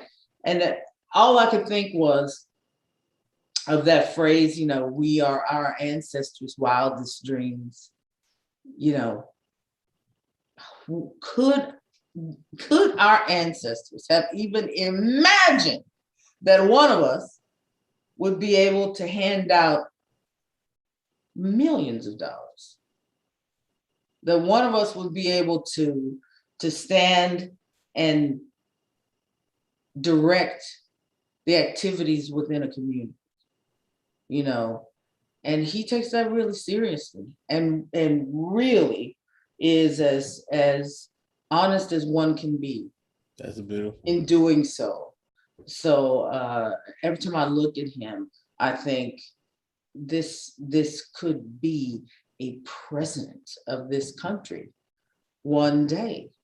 And when that day comes and it's time to campaign for him, you know, TKF is going to have to take a back seat, because I will definitely be one of those people that's out there doing that for him, because I believe in him that much. And there's not that many people that I trust like that. Wow. With the community. Right. With the community, because people sell you out for any stupid thing they come up with. But he does not do that. He will stand, and when nobody else is standing, and fight. He's got to fight. He better fight, or he won't be there. He's got to fight. But he's doing it, man. He's doing it, and he's doing it with class. So, you know, I'm trying to be that for kidneys. Since you brought the kidney thing up, now you got to help me with this, okay? Because I might not have it right, Tiffany, but now they were saying that the Texas Kidney Foundation, what you guys did something about the matching of it's called matching of the kidneys, like, okay. So living donors, is that what you're talking about? So living donors is where can donate a kidney to you. Say you have a brother or a sister, they don't match you. You can get on a kidney chain, and basically what will happen is they'll go and find person after person after person in the chain and match up a bunch of different people, and everybody ends up getting a kidney, and you too. They'll find somebody that matches you, and your donor will give to one person, swap them out. Donor will give to another person, that donor will give, and you do a chain, what is called the chain. And you know, those chains can be 5 people, 10 people, and everybody gets a kidney. So weren't you part of weren't you, or were you part of your foundation being one of the tops in doing that, or you know? Well, what we just promote people doing it, going out and getting the because what our part of what we promote is early detection of kidney disease. So that's what we do with the kidney screenings, but we also promote transplantation. People get better ways for people to get transplanted, and people trying to get people to go out and do things like kidney chains and sign up to be a donor, and also to think about making a living donation. Yeah. So yeah, a lot of what we're dealing with in terms of organ transplantation can be helped by living donors. Because the list that people are sitting and waiting on is for deceased donors. But if you can search for and find a living donor within your family or within your friend group, than or strangers, it's a much better fit. Yeah, that's what happened with my partner, Reginald Ballard. His wife became, I guess, the living donor. And he was able to get his kidney. Wow. And Talk Reginald about Ballard, keeping a marriage together. That's some commitment right there. Now I'm gonna tell you who he is. I don't know if you remember the sitcom Martin. Yes, of course. Back in the day, Martin, Gina, Tommy, and Cole. Well, the dude that used to come through the window, bruh man, that's who he is. Bruh man's from Galveston. So he told me the story, and he said that's when he mentioned about I got to go back and see what he said. He might have said his match. I don't know if his match came from Texas but he mentioned Texas and how well the program is working. The living donor program. Yeah, the living donor program. Yeah, he mentioned. Yeah, and yeah. So I change, maybe you can get him on the record. I don't know. I would love to have him on the record to talk about his kidneys, because that's the kind of thing. Like, we're always trying to get people to see that they can do this, and you can find a kidney. It's closer than you think, Well, they're doing a documentary on them too. The hospital, I guess. They're doing a documentary on that process. So maybe you can get in there and get some interviews, the whole thing, and just tell us, because like I was thinking. I don't know how many other people might have been, but that if you needed a kidney, you needed a match, someone to match you straight up. But he said that's not it now, that living donor. Yeah. So people should know that, that you don't. Yeah. Well, and you're exactly right. I want to meet your friend so we can talk about that, because that is such, I think the same thing. I'm like, we need to be screaming this from the rooftops, because people need to know that. That's how my brother got his kidney. He got his kidney from this is somebody that went to school with us and was a match to my brother. But when he started looking, his wife was a match too, but they opted not to have her because my brother had like 3 scares where we didn't know if he was gonna make it through and stuff. And he was like, I think they just decided they would wait and see if they could find another living donor, just in case. We think that what's going on with our family is actually genetic. And so we don't know that the boys are not going to need something later. You don't know what that means for us genetically. So, which is why, like, when people ask me why I work so hard, they think that I'm doing it because I want to save everybody, and I do, but I'm actually doing it because I'm looking at my 2 little nephews, and I'm thinking I have got to move at the speed of light to find something to stop this before they get to the age where what's going on with us wakes up, because it can wake up in one and not in the other, or in both. So yeah, this is one of the ways that a person can get a kidney. And it's a beautiful way, because so many people can donate. Everybody has a spare, and you can give one to someone else. Before we when we get off, make a plea to him, and I get it to him. Just invite him, I'll make sure the video get to him. Yes, please, bro, man, please. Yeah. Come on the record with Tiffany. Yeah. What's up? Okay. Yeah. Scarface just had one too. I've been trying to reach out to Scarface. I've DM'd him. I've slipped into his DMs, as the kids say. I've done all of that stuff because really, Your mom was playing tricks on you. my first time, my first time sending something to him was really because when I heard that he had gone through it, I thought, Well, he was going into renal failure. I thought, man, I know it's like being pushed off a cliff, you know, like it's like you're free falling because everything in their lives turned upside down immediately. And, you know, especially when you're a very successful person and used to really identifying with what you do and the importance of what you're doing. And then all of a sudden you can't do any of this stuff anymore. You know, I mean, people change, like who they are changes, and you know, you're in a race to stop that and to help them realize who they are.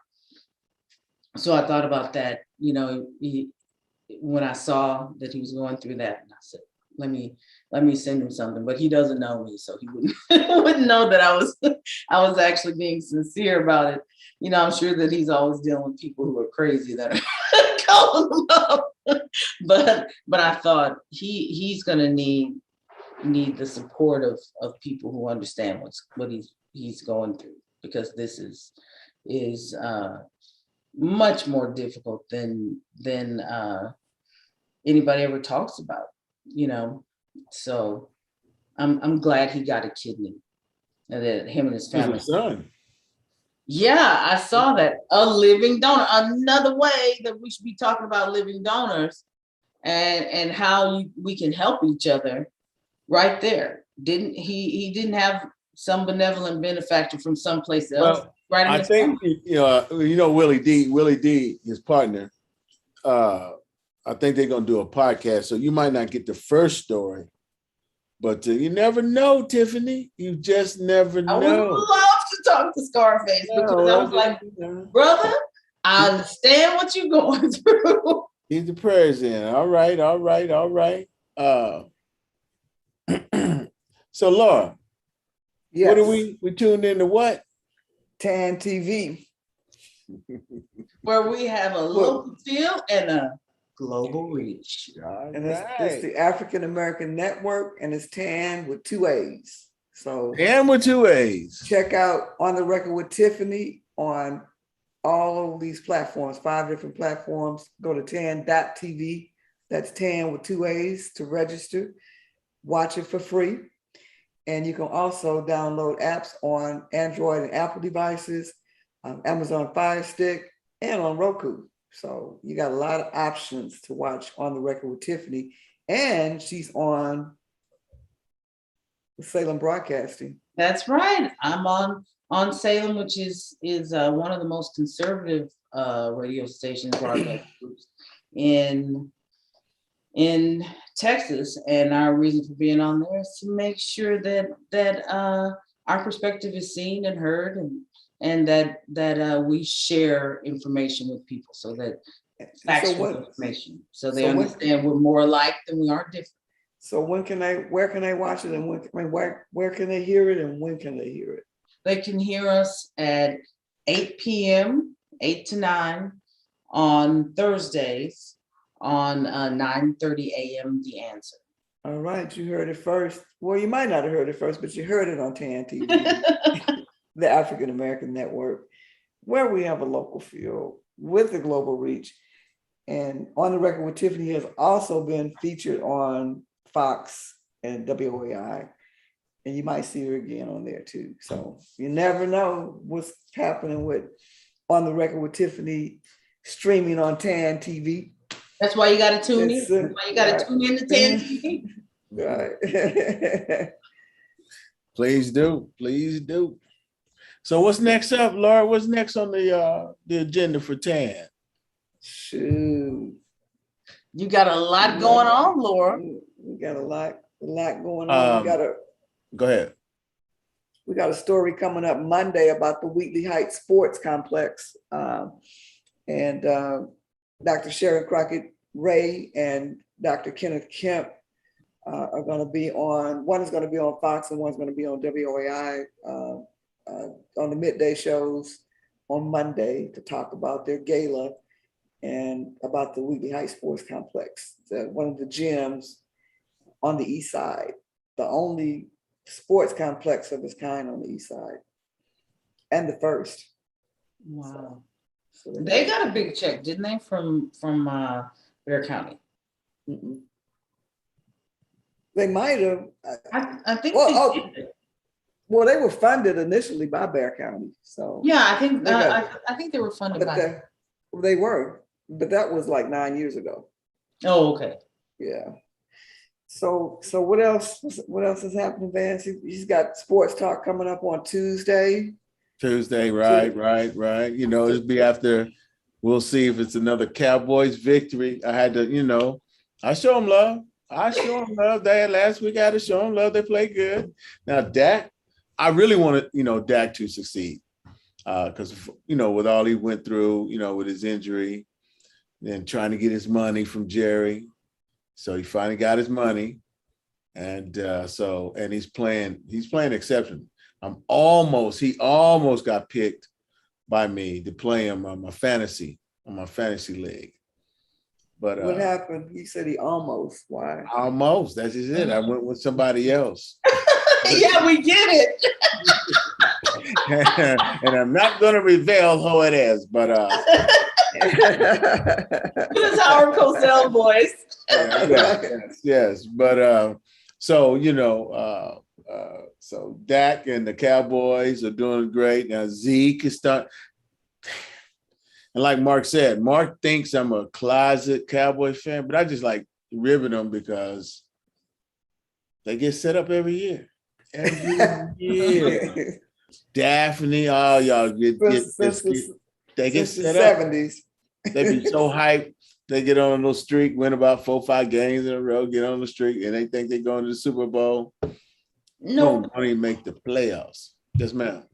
Wow. Yeah. So it's, I love it though, but it's entertaining. Give you something else to talk about. But That's crazy. I'm surrounded by Cowboy fans in my family. I bet you are. Mm-hmm. All y'all got stars right on your forehead, especially I don't. young Ashton. You watching young Ashton?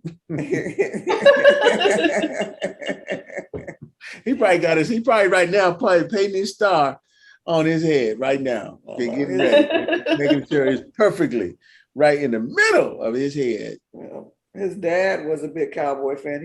Before he passed away, he had just bought a brand new custom motorcycle with cowboy stars and all of that stuff. Yeah, man. That's crazy. Yeah, then my dad was a big Cowboy fan. So that's when they were winning. That's when they were winning. Oh, I don't care who wins. Jeremiah. I know, right? Jeremiah, what? Jeremiah from the Two Dogs, host of the Two Dogs Sports Show out of Tulsa. He's on our sports talk. He joins us in here. Mark and Jeremiah are big Cowboy fans. So I love to give him a little ribbon. And just a doggone minute. Just a doggone minute. That's Jeremiah's segment. So it's a lot going on. We're gonna start gearing up to do some natural hair stuff. We got another. Let me ask you this though, because I'll be surprised too. As we got some part 2s getting ready to come up. Yeah, we got a part 2 suicide segment. We got a part 2 on Set It Off. Those 2 will start streaming tomorrow, as a matter of fact. What, really? Well, to Set It Off, because y'all have, Set It Off will.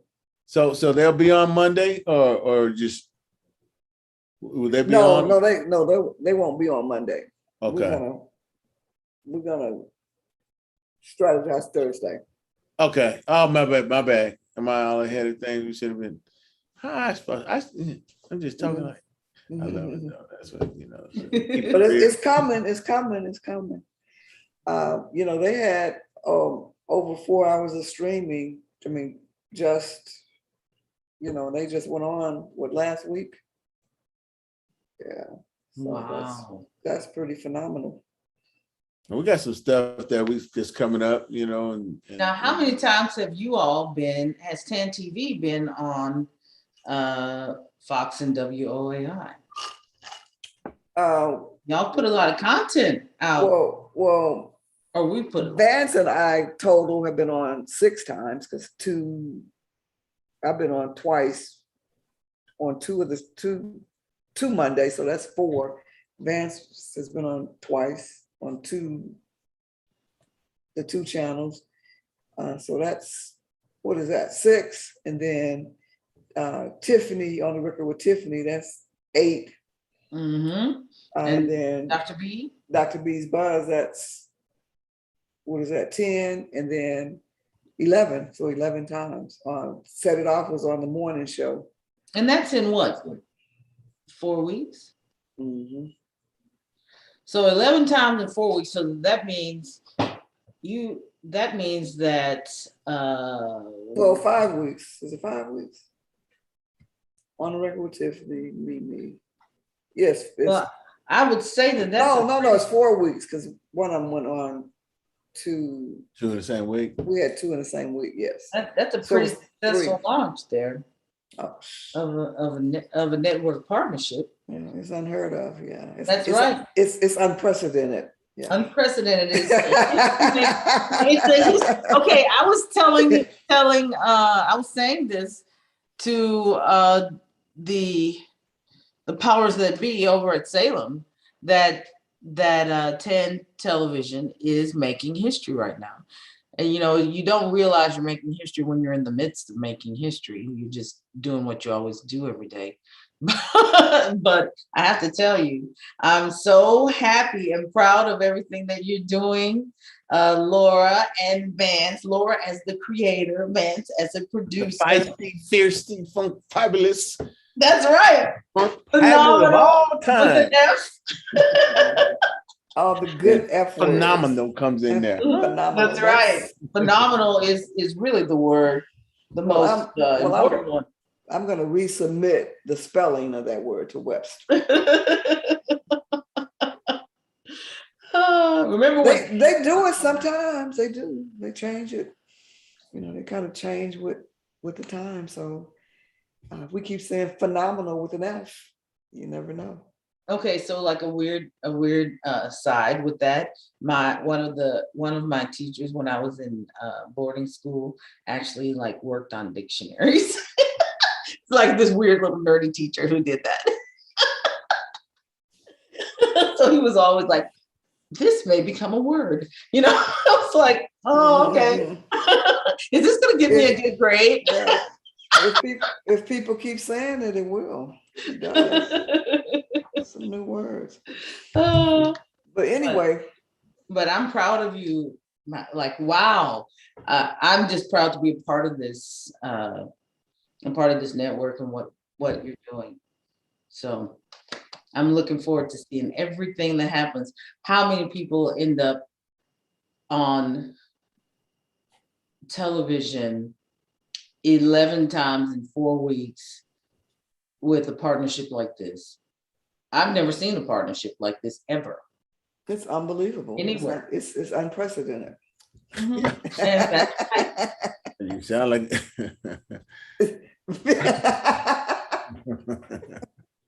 I mean, it really is. No, but we're super excited about it. Right. It's a humbling experience.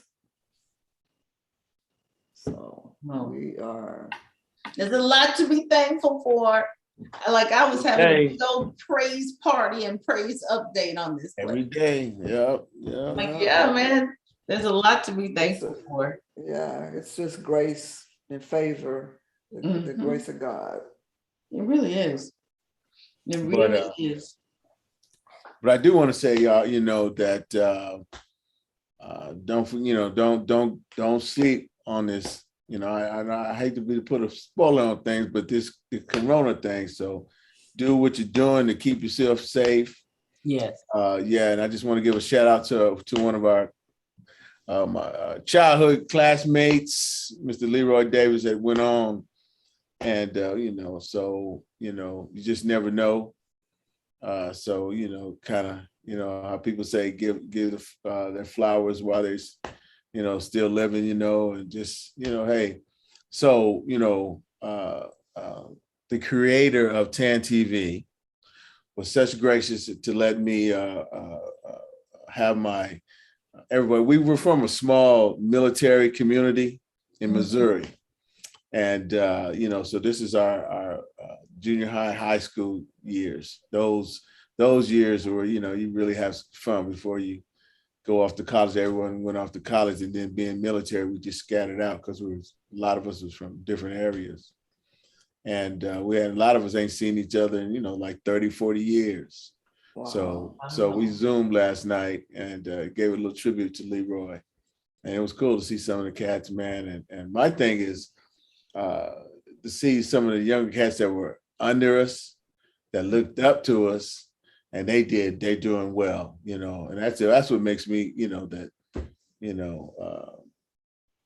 it's easy to go astray, and yeah, or, get caught up. But a lot of them, man, they just showed up and doing well. A lot of them, followed their parents in the military. Mm-hmm. Yeah, we got so like, I think Billy made it up to a general, and we got about several colonels. Yeah, we got about 4 or 5 of them. Yeah, wow. Colonels. Wow. Yeah. So, well, Billy was the older. He's the head of us. So, I believe Billy made it general. He was on there last night. No, Billy didn't make it last night. The class of '75, Rupert was the only one. I was like there. Rupert. Yeah. All of them were very, very good. Very, I know y'all had a good time growing up because everybody's kind of unique and got a sense of humor and got into all kinds of stuff. And fun. The thing about being in a military community, so we all have different. This was the black crew, we call it back to the Woodville. And black to the wood. It's just, so it's so, but we all have, like, it's kind of crazy though. Like each one of us could say they have a best friend that is white, that they have, they have, another, from Asian to, but you have it, you have it. And so, the thing was for me is once I left high school and went to college and then got to meet with everyone else telling how they came up, and, especially like the cats from St. Louis and Kansas City that lived in the inner city. Gangsters. Man, they was, and I used to sit there and listen to them, man. My frat brothers be talking. And then they tell, hey, Vance, okay, now tell us what about your high school experience, what you were doing in high school. I was like, woo. I mean, my story be like, man, we was down on the Big Piney fishing. Talking noise. We was talking noise, it's like whoever catches, the biggest fish first, you get the brag. I mean, hey, that was our, we was baby gangsters. We weren't even in the room. My story is gangster fishing. like I don't think that's known. That's gangster activity. That's what I said. That was the biggest gang. Maybe we used to drive around. We didn't even have a McDonald's. It was called Mr. Quick or something. And you would, everybody would be eating their hamburger one place, eating their hamburger, and then you would drive around the Mr. Quick, and people look in and see you in the car and you drive off. And I mean, we was simple. Was highlighting. That was hang out. We didn't know what it was. So I got to college and started listening to everyone tell their stories, what they used to do. I was like, what? Like, I didn't know people were doing all that. I was like, hey, man, are you a freshman? Because I'm a freshman. He said, yeah, man. I said, you was in high school last year? Yeah, man. Crazy. So, yeah, we were sheltered. We come up behind a fence, a gate. Mm-hmm. Yeah. We used to, if you did some dirt outside the gate, You know, then you would run back under that gate and be protected. They couldn't, as long as you stayed home base, they couldn't get you. So, no, but that was Leroy. That's when we was kids, man, and he's gone on, man. He was a big, gentle giant, man. He was the peacemaker, man. So rest in peace, man. And condolences to his fam. So, anyway. We did. I had fun doing that. Thanks, Laura. Everyone's saying that they were all excited. Yeah, everyone was saying, they were real happy that Maurice is the big co-host now. And Renee, we got to bring her back, because she was instrumental getting people too. Okay. But Maurice really did it. Maurice. And then Kim said, "I was the one that y'all didn't say nothing about me." That's Ronald. I didn't know that. He didn't know how to turn off Zoom. It was so funny. He's like looking for his wife to come and help him and still trying to maintain his coolness. Like, I'm not a technology person. Right. Vance was trying to say good night. He couldn't get off.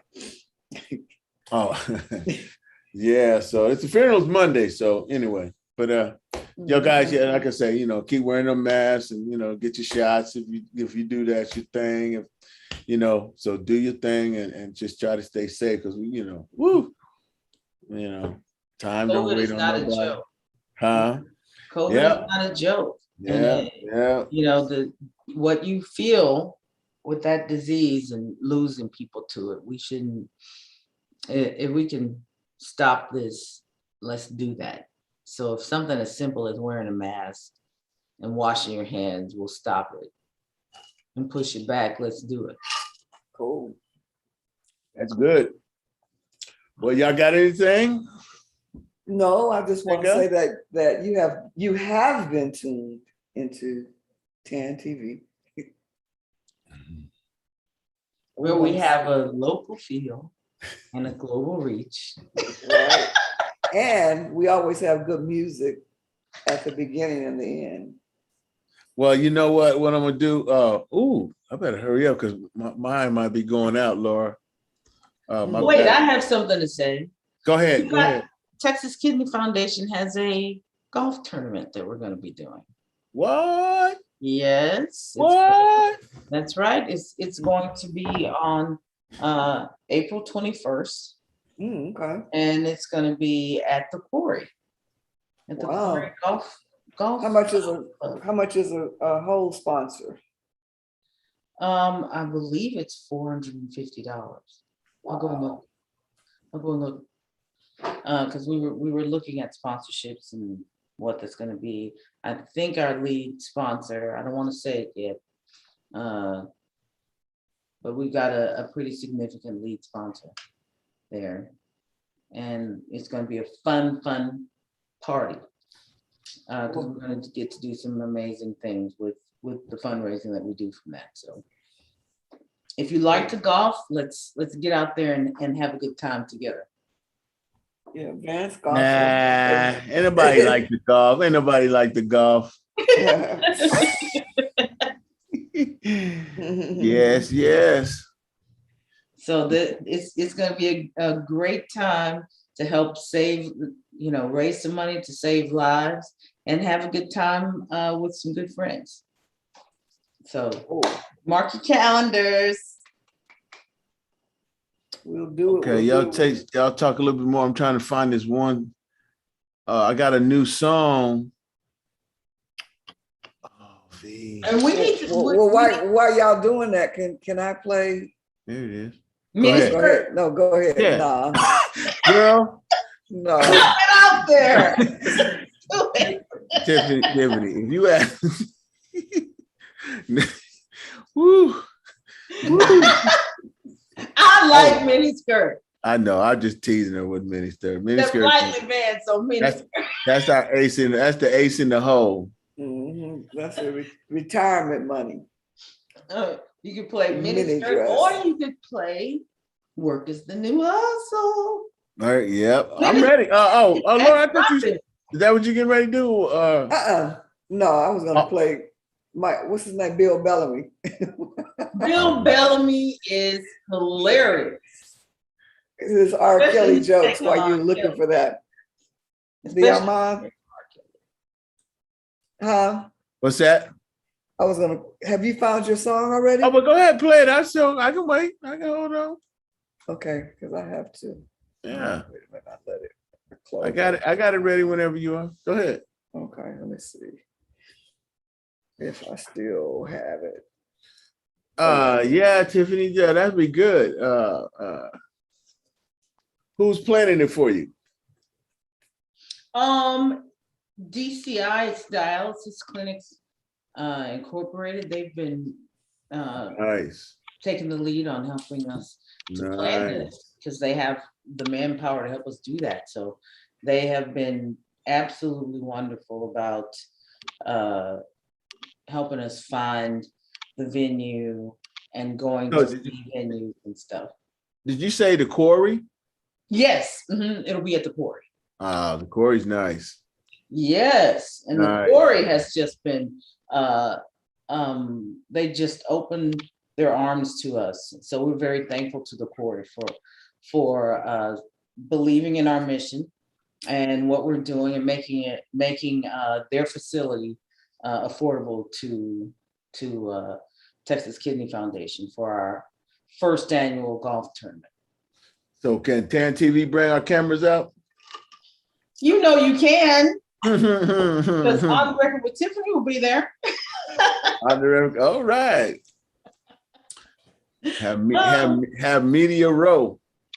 You know, but yes, I would love to have TAAN TV there.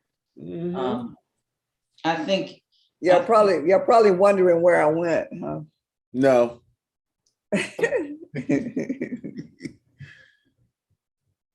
No, y'all were wondering what happened to Laura. I know. Let's see, where is? And here I am. I have done nothing with myself today. I'm surprised they let me on. But in that what Dr. Charlene Smith said, you got to take me on Saturday. She put on her jeans and t-shirt. She said, you know, if I don't comb my hair, I won't comb my hair. I said, okay. All right, right. Tips from the Set It Off senior style. I need to go and look at the Set It Off seniors because I just looked at it briefly. I didn't even get to see like what was going on. But to me, that's like a really great concept because people are dating. And I always like with the whole swipe to the left, swipe to the right, and all of that. Like, how's anybody doing that? I'm so. Let's ask Bill Bellamy. Just a little funniness before y'all go to sleep. He's talking about R. Kelly. All right. R. Kelly, it's hard to watch R. Kelly. R. Kelly make it hard, y'all. It's hard. And I like R. Kelly. That's my man, but damn. I mean, you know, I seen the tape. I got it in my room. When you've seen this sex tape and you go to the concert, you can't enjoy the music. Because now when you hear the music, you hear shit you didn't hear before. You be like, oh, shit. Like you hear your favorite songs, R. Kelly music got double meaning to it now when you really listen to it, right? Your favorite song, you know, it'd be like, my mind's telling me no, but my body's telling me yes, baby, I don't wanna hurt nobody. But there's something I wanna confess. I don't see nothing wrong with a little bump and grind. I'm like, I bet you don't. Every song is like that. Seems like you're ready. Pretty girl, are you ready to go? Every time I see hear an R. Kelly song, I think I'm with Bill Bellamy. I think the same thing. Like, I can't listen to this. I know. Yeah, I just hope my man well, you know, he's done. Mhm. Man. Like my grandmother would say, you made your bed, now you sleep. That's right. You know. Okay. But we had a great conversation tonight. Yes, sir. We did. Sure did.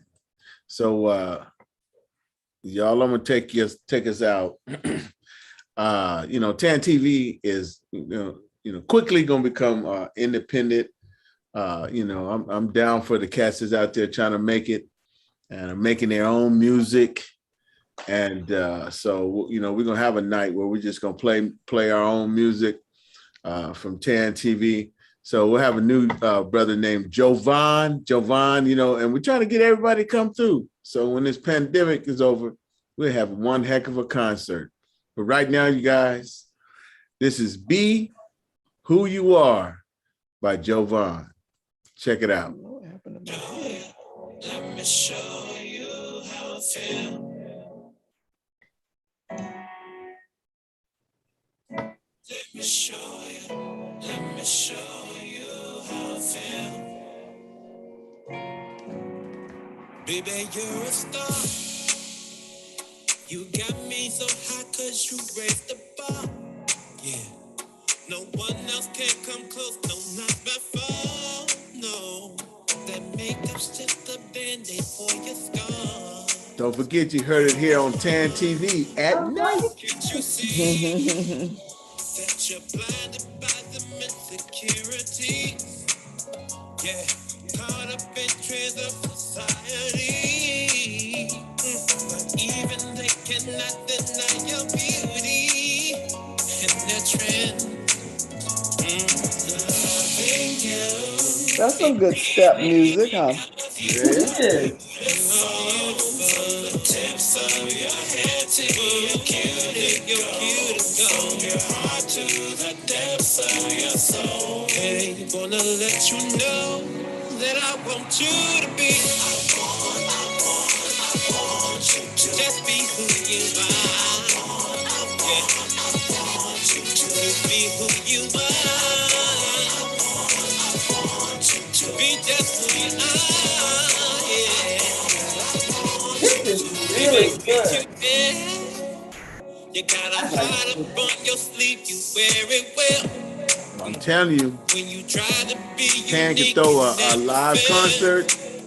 Yeah, they follow when your lead. Can they throw a concert for Texas Kidney Foundation? That'd be great. It's true. Hey, we're going to talk off camera. We're going to talk off camera. I even thought I fell in love with a chosen few. Yeah, but when it all is said and done, that's not like you. Girl, I'm trying to see who he sounds like. I know you thinking, little Stevie, little Stevie Weedy. Yeah. That is who he sounds like. Yeah. You gotta That's who he sounds like a modern day Stevie Wonder. Mm-hmm. And what y'all don't know, Jovan is blind. Really? Yeah, he is.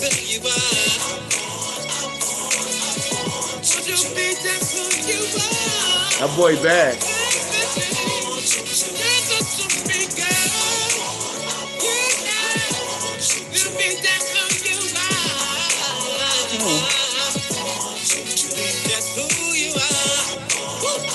So let us know, y'all.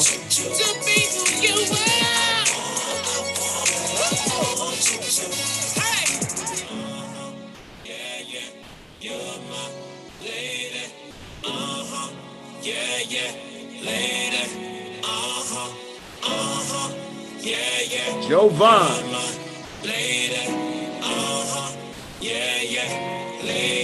TAAN at night. Woo, boy, I read like special gonna be out there. Let me show you how I feel.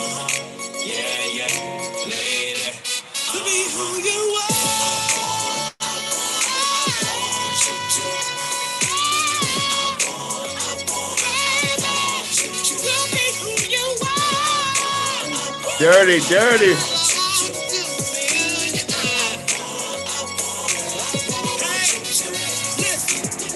That came out of Dirty's camp. Yes. I'm telling you, everybody in there is talented.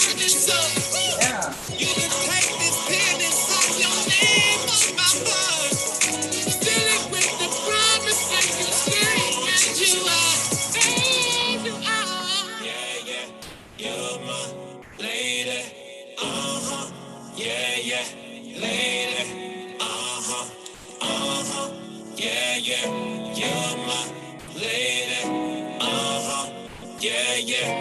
You know, Vance is a big visionary. He walked in the door talking about all of this stuff, the red light special, and I'm like, what is that? And then Jazz Plus and what is the Garage? Live from the Garage. That's Yeah. where these songs. That's where these songs going to come from. They live from the Garage. The radio station is the Garage. I like Dirty. I liked it last week. I was like, because he reminds me of my uncle. He talks like my uncle does, only younger, you know. Yeah, there's 101 reasons why they call him Dirty Rob. Y'all only met about 2 of them. I wanted to inquire about the name, but that's a show in and of itself. Yeah, I'm telling you, Tiffany, it's amazing. It's yeah, I didn't claim a couple of movies that he's telling me about. So yeah. So it's all good. Wow. Well, we're gonna shut it out. We can just leave going on Jay Lamont. That's my main guy. Jay is my main guy. Certified love, y'all. We good, Tiffany? You got anything you want to say before we head out? Yes, I'd like to say, Scarface, call me. I want to talk to you. I'd like to talk to you on the record with Tiffany and talk to you about your kidney disease and how we can work together to advocate for that. And then I'd also just like to say thank you for everything that y'all are doing for us. Yeah. Laura, close us out now. All right. You've been tuned into TAAN TV. That's TAAN with 2 A's, the African American Network, where we have a local feel and a global reach. Hey. You've been in the room with Vance Bradford and special guest Tiffany Jones Smith. And we had Renee Rowe on for a little bit and Mark Howard, comedian, national comedian. So we've enjoyed it and we'll be back. See you next week. All right. Yeah, we do TAAN at night when we get ready. We'll just pop in. No. It'll be next week though. We just pop up TAAN at night.